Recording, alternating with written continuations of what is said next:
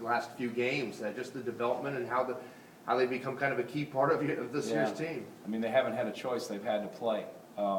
You know, whether it's been Nolte, who we've put in the starting lineup without Darion, Justin's come into his own, Mike Toby, you know, Tevin it was for a while. It's been different guys at different times, and that's they need to. And my hope is that now they have more games under their belt, that you always say they're not true freshmen, that they're playing beyond those years, but that's been good for us to see, good for them.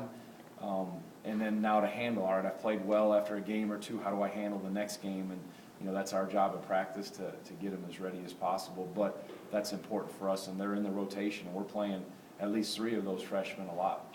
Tony, going back kind of the contrast of styles, I mean, that Carolina game, they were getting up the floor, I think, just kind of shredding them. And I think they're in the top 10, at least in the country, in terms of points per game. And then obviously Right. you guys are top 5 defensive team. Does it, I mean, it's obviously going to be important to kind of slow them down, but do you have, having kind of the experience of going up against the UNC and being able to slow teams down over the course of this year, do you feel like that kind of gives you, you know?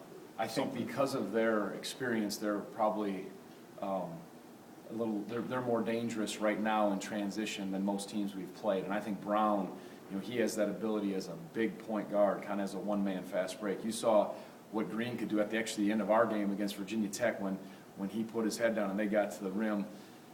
They have that ability and they run the floor. So it's classic, and any team that plays an NC State or a Carolina, you know, you have to make it a priority to get your defense set against them, because if they can get flowing and get those easy buckets in transition, it's going to be a long night for you. So that'll be certainly a priority of ours, as it is every team we play, to get our defense set. But if you watch some guards, they can hold the ball and they sort of wait, and that's what Brown does. He's real crafty with it, and he has different paces, and he'll go fast, slow, and you think he's about to give it up, and then he's in the lane, and he has great vision. So he's a guy you got to wall off. We always say wall the ball off, and of course they're running with the other guys, and then they got some spread with Wood. He spaces the floor when he comes out and runs to the three-point line. So they put pressure on the rim on the three-point line and with the dribble, which is a good transition team, and you just got to be alert and aware of that. Thinking back to the game, I think